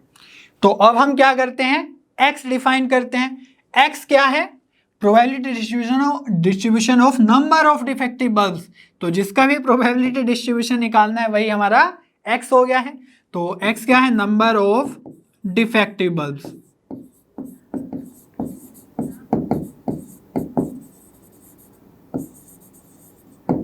अब देखो हमसे पूछा गया है कि sample of 4 bulb is drawn, तो 4 बल्ब निकाले गए, तो हो सकता है कि चारों में से कोई भी डिफेक्टिव ना हो सकता है ना, तो 0 डिफेक्टिव बल्ब्स, तो हम लिख सकते हैं दैट x की पॉसिबल वैल्यूज हो गई 0, और यहां पे लिखेंगे प्रोबेबिलिटी डिस्ट्रीब्यूशन ऑफ x, तो एक भी डिफेक्टिव नहीं है। या ऐसा हो सकता है कि 4 निकाले भैया और ये क्या है, विद रिप्लेसमेंट है, ये बहुत जरूरी है, तो हम अगर निकालते हैं फिर उसको डाल देते हैं, नोट करते हैं कि डिफेक्टिव है नॉन डिफेक्टिव है, फिर उसमें डाल देते हैं, तो जो सैंपल स्पेस है सेकंड ड्रॉ पे वो इंटैक्ट रहता है, मींस 30 के 30 बल्ब से ही हम निकाल रहे हैं। समझ में आ रही है बात, तो इसीलिए जो ये है ये चेंज नहीं होगा। तो यहां पर हम अगर बात करें एक डिफेक्टिव बल्ब की, तो हो सकता है कि चारों में से कोई एक आ जाए, या 2 डिफेक्टिव बल्ब भी हो सकते हैं, 3 हो सकते हैं, या 4 हम ड्रॉ कर रहे हैं चारों ही हमारे डिफेक्टिव बल्ब आ गए, ये भी तो हो सकता है।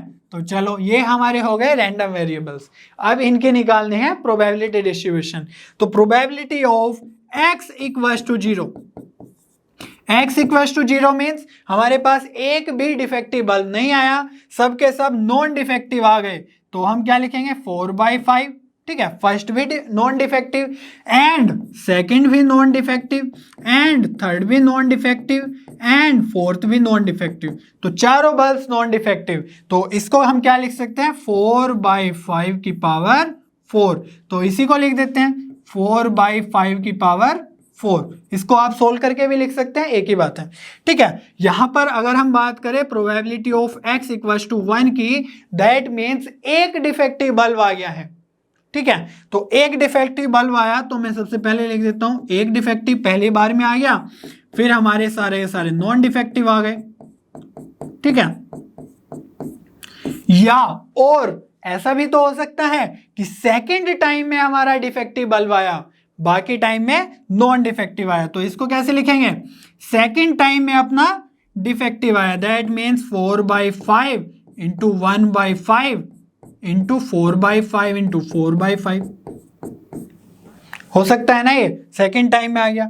या ऐसा भी हो सकता है कि भाई थर्ड टाइम में आ जाए, तो 4/5 इंटू 4/5 और थर्ड टाइम में नॉन डिफेक्टिव और फिर से डिफेक्टिव आ गया, सॉरी डिफेक्टिव थर्ड टाइम है फिर नॉन डिफेक्टिव। या ऐसा हो सकता है कि एक जो डिफेक्टिव बल्ब है वो सबसे लास्ट में निकला, तो 4/5 इंटू 4/5 इंटू 4/5 और नॉन डिफेक्टिव डिफेक्टिव आ गया है 1/5 लास्ट में। तो देखो अगर आप ध्यान से, ये मल्टीप्लाई में है, सारे सेम ही टर्म्स है, आगे पीछे है बस, तो ये सारे ही केसेस हमें लेने हैं, नहीं तो आंसर गलत हो जाएगा अगर एक ही कर दिया। ठीक है, तो इसलिए मैं क्या कर रहा हूँ 4 से मैं मल्टीप्लाई कर रहा हूँ एक ही टर्म को, क्योंकि 4 बार हम सेम नंबर ऐड कर रहे हैं। तो यहाँ पर क्या करते हैं, फर्स्ट वाले में ऐड मल्टीप्लाई कर देते हैं, तो 4 इंटू 1/5 इंटू 4/5 इंटू 4/5 इंटू 4/5, तो क्या हुआ, ऊपर देखो 1 2 3 4, तो 4 टाइम्स 4 है और नीचे भी 4 टाइम्स 5 है, तो इसको हम अगेन लिख सकते हैं 4/5 का पावर 4। तो चलिए लिख देते हैं, ये आएगी पावर 4 और यहाँ पर भी 4/5 की पावर आएगी 4। ठीक है, अब हम बात करते हैं 2 डिफेक्टिव बल्ब्स के बारे में। ठीक है, ये इंटरेस्टिंग होने वाला है। जैसे हमने 4 नंबर ऑफ कोएंस की बात करी थी ना जब टॉस किया था उसका सैंपल स्पेस, तो उसी तरीके से हम ये भी कैलकुलेट करने की कोशिश कर रहे हैं। तो probability of x equals to 2, that means 2 बार डिफेक्टिव आए 2 बार नॉन डिफेक्टिव आए। तो ऐसा एज्यूम कर लेते कि दोनों पहले डिफेक्टिव आ गए, मीन्स 1/5 इंटू 1/5, और फिर आ गए दोनों नॉन डिफेक्टिव। हो सकता है ना? या ऐसा भी हो सकता है कि पहले दोनों के दोनों नॉन डिफेक्टिव आ गए 4/5 इंटू 4/5, और फिर आ गए दोनों के दोनों डिफेक्टिव। चलो और कौन से केस हो सकते हैं? एक ये हो सकता है कि पहले एंड्स पे जो मतलब फर्स्ट और फोर्थ पोजीशन पे नॉन डिफेक्टिव आ गया है, मीन्स 1/5, और बीच में दोनों के दोनों डिफेक्टिव निकल गए, सॉरी नॉन डिफेक्टिव निकल गए, और पहले डिफेक्टिव था और यहां पर भी डिफेक्टिव आ गया। समझ में आ रहा है ना? तो सारे केसेस हमको लेने हैं जो भी पॉसिबल हो सकते हैं। या ऐसा भी हो सकता है कि 4/5 मीन्स नॉन डिफेक्टिव आ जाए, फिर दोनों के दोनों डिफेक्टिव आ जाए, और फिर नॉन डिफेक्टिव आ जाए। या ऐसा भी हो सकता है कि पहले तो 1/5 मीन्स डिफेक्टिव आ जाए, फिर नॉन डिफेक्टिव आ जाए, फिर डिफेक्टिव आ जाए, फिर नॉन डिफेक्टिव आ जाए। ठीक है? या लास्ट केस हो सकता है कि पहले नॉन डिफेक्टिव आ जाए 4/5, 1/5, फिर से डिफेक्टिव, सॉरी नॉन डिफेक्टिव, और फिर डिफेक्टिव। तो ये सारे के सारे केसेस आपको कंसिडर करने हैं। तो अगर इसको हम सोल्व करें तो ध्यान से देखो, ये सेम ही नंबर्स है, 4 इंटू 4 ऊपर है और नीचे 5 की पावर 4 है, बस ये 6 टाइम्स लिखे हुए हैं अलग अलग केसेस के कारण। तो इसलिए हम क्या करेंगे, 6 से मल्टीप्लाई कर देंगे, किसमें? 4 इंटू 4 मीन 16 है ऊपर, और नीचे है 5 की पावर 4, तो इसको लिख सकते हैं 625, और ये आ जाएगा 96। तो क्या लिख सकते हैं, 96/625, या 5 की पावर 4 लिख दो, एक ही बात है। ठीक है?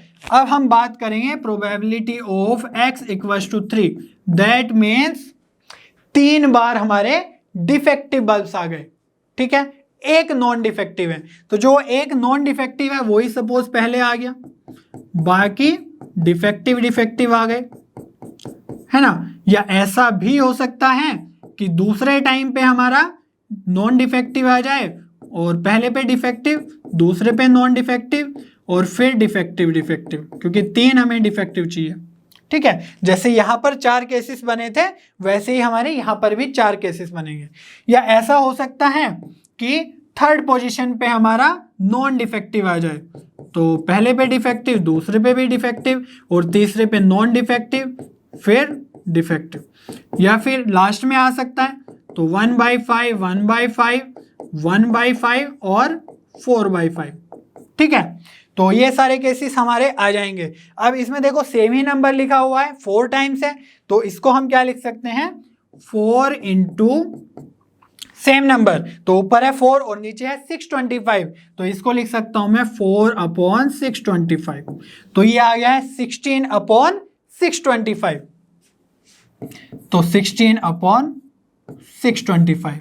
अब अगर हम x इक्वल्स टू 4 की बात करें, probability of x equals to 4, that means चारों के चारों डिफेक्टिव बल्ब्स आ गए। ठीक है? और डिफेक्टिव बल्ब की प्रोबेबिलिटी क्या है हमारी, 1/5। तो चारों के चारों डिफेक्टिव आ गए, इसको मैं यहां पर लिख रहा हूं।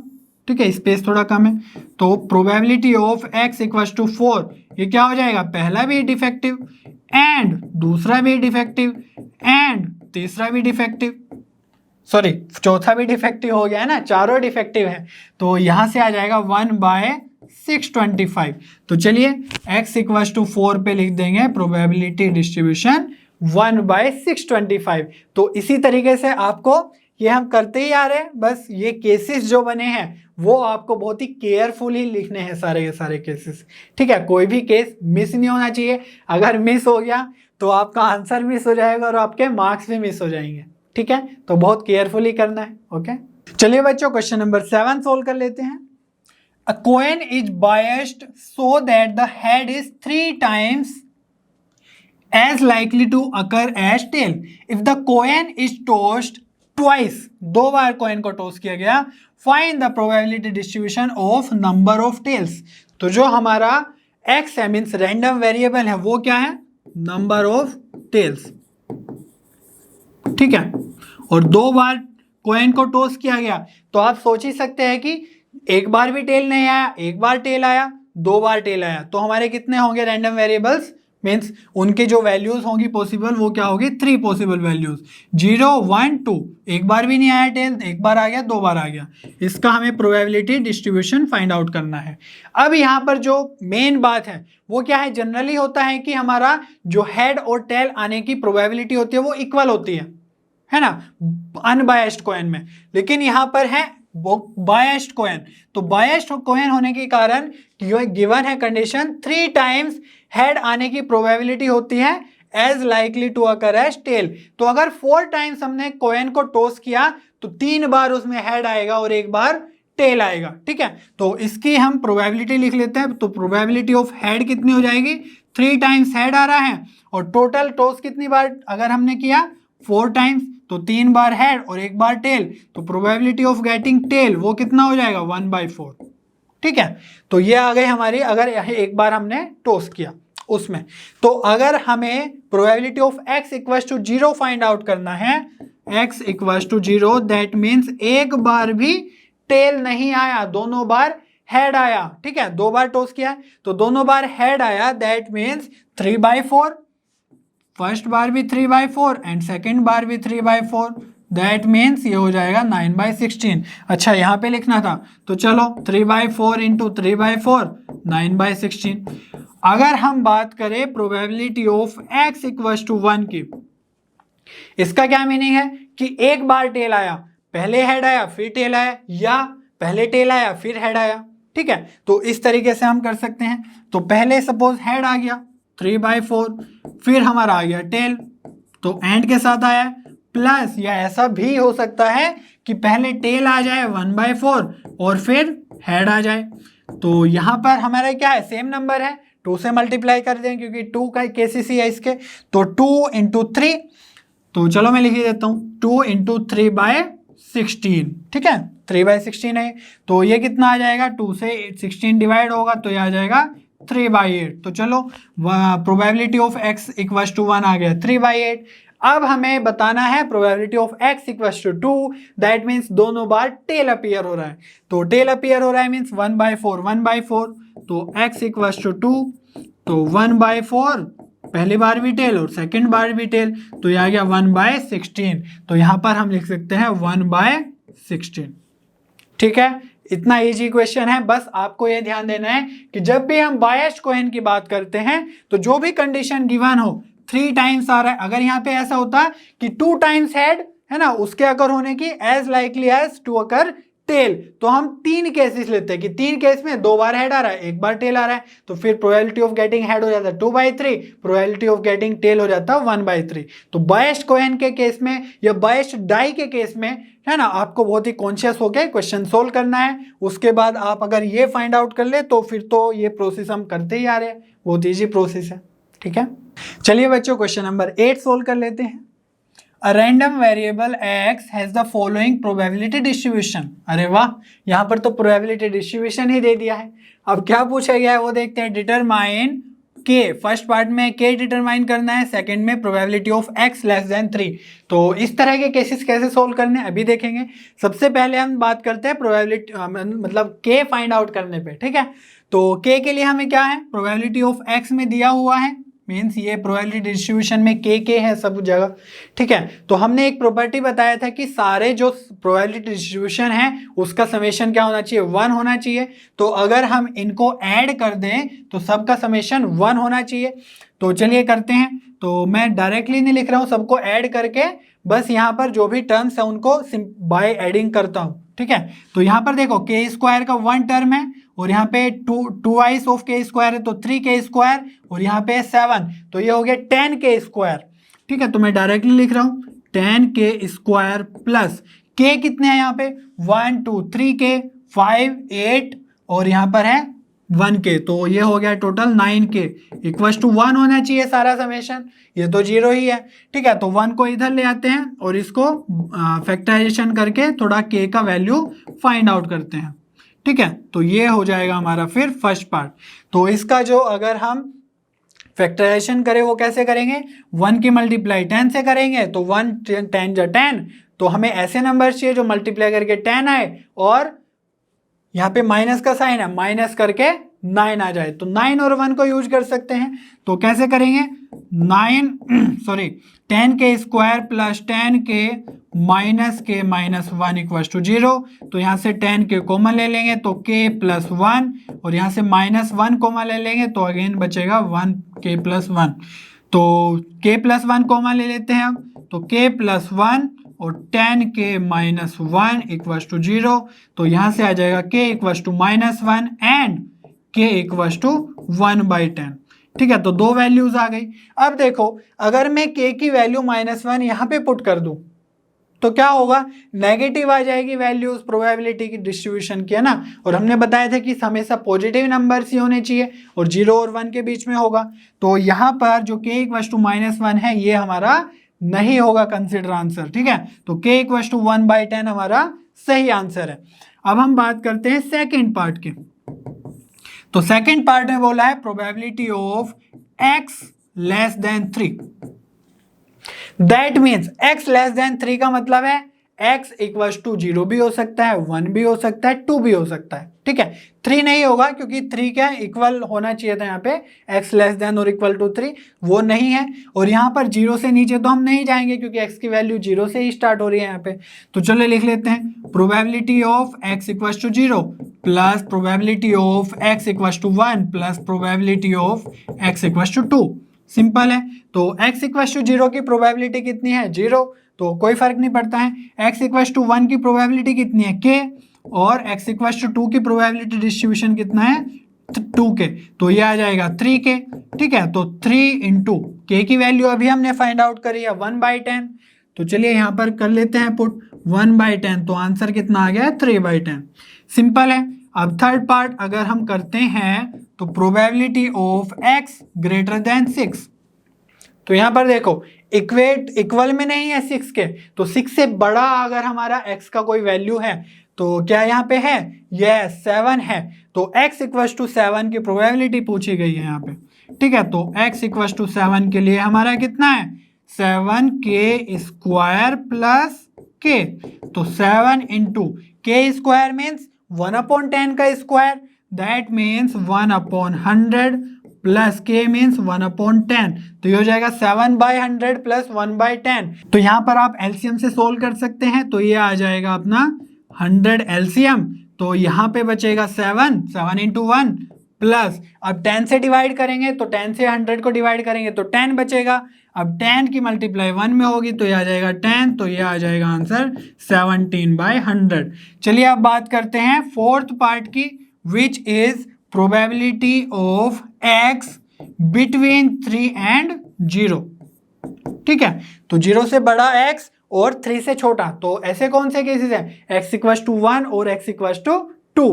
ठीक है, तो x इक्वल्स टू 1 और x इक्वल्स टू 2, तो लिख लेते हैं x equals to 1 plus x equals to 2। अगर यहाँ पे ये इक्वल लगा देता है 3 के तो हम 3 का भी केस कंसिडर करते हैं। समझ में आ रही है मेरी बात। तो यहाँ पर x इक्वल्स टू 1 कितना है, k है, और x इक्वल्स टू 2 2k है, तो ये तो 3k हो गया, है ना। फर्स्ट पार्ट वाला ही केस हो गया 2k, सॉरी हाँ 3k। तो 3k, k मीन्स 1/10, तो ये आ जाएगा 3/10। ठीक है, तो इस तरीके से आप सारे के सारे प्रोबेबिलिटी फाइंड आउट कर सकते हैं जब भी हमें x greater than 6 less than 6 ये सब गिवन हो। तो आपको क्या करना है, सिंपली सबसे पहले यहाँ पे दिया था k की वैल्यू फाइंड आउट करनी है, तो समेशन लगा दिया, फिर हमने ये जो भी केसेस माइंड में सोच के वो पुट कर दिए, फिर वो वैल्यूज पुट कर दी, आंसर आ गया। ठीक है, चलिए बच्चों क्वेश्चन नंबर 9 सोल्व करते हैं। The random variable x has a probability distribution px of the following form where k is some number।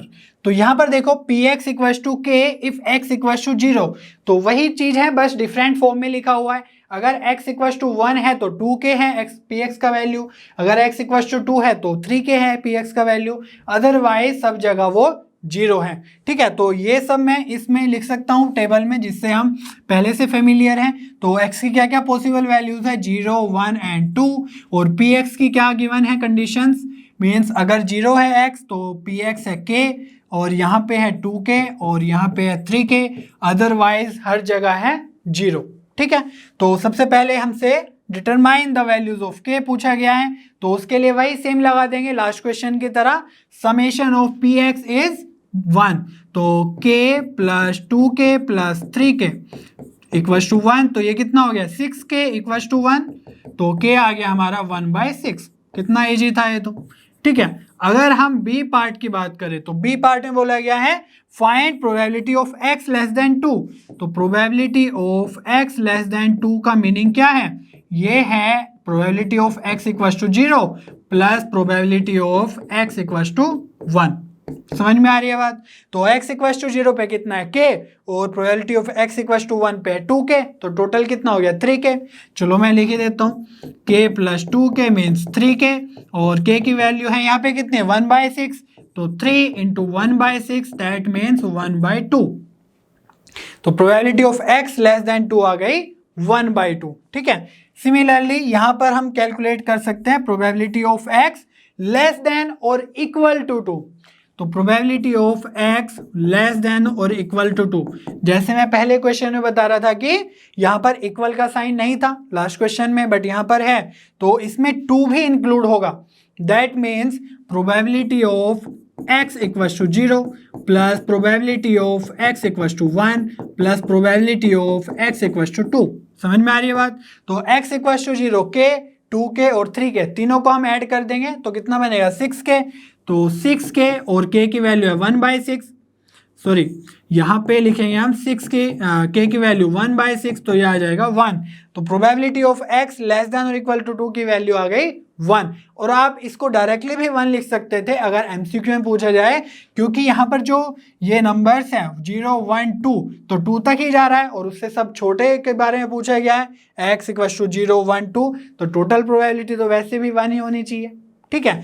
अब हम बात करते हैं probability of x less then और इक्वल टू 0 की, तो यहाँ पर देखो अगर हम probability of x greater than, sorry यहाँ पे ग्रेटर देन है, ग्रेटर देन और इक्वल टू 0 की बात करें तो इक्वल टू की तो बात ठीक है समझ में आती है, ठीक है, तो इसका तो कुछ ना कुछ सर्टेन नंबर है 3k, बट अगर हम 2 से बड़ी की बात करें probability of x equals to 3 या probability of x equals to 4, उनकी प्रोबेबिलिटी कितने गिवन है 0, अदरवाइज 0 है ना, तो probability of x equals to 2 की तो हम लिख देंगे 3k, बाकी की क्या हो जाएगी 0 0। समझ में आ रही है, ये सब नहीं भी लिखोगे तो भी समझ में आ जाए, मतलब आंसर आपका करेक्ट आ जाएगा, ठीक है। तो 3k मीन्स 3k की वैल्यू 1/6, तो वैल्यू आ गई है 1/2, तो इस तरीके से आप ये क्वेश्चन भी इजीली सोल्व कर सकते हैं, कोई भी दिक्कत नहीं है। चलिए बच्चों क्वेश्चन नंबर 10 सोल्व कर लेते हैं। Find the mean number of heads in 3 tosses of a fair coin, तो यहाँ पर मीन नंबर ऑफ हेड्स पूछा गया है, ठीक है।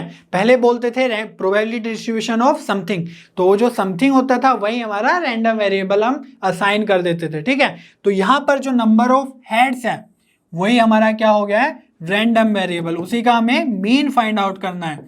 तो नंबर ऑफ हेड्स, किसमें number of heads 3 tosses of a fair coin, तो उसका सैंपल स्पेस क्या लिखते थे, हम पहले भी कर चुके हैं एक क्वेश्चन में, तो जल्दी से लिख देते हैं HHH, या एक टेल आ गया तो THH या HTH या HHT, ठीक है, या 2 टेल्स आ गए तो क्या होगा TTH और THT या HTT, और ऐसा भी हो सकता है कि एक भी हेड ना हो तीनों टेल आ जाए, तो तीनों टेल मीन्स TTT।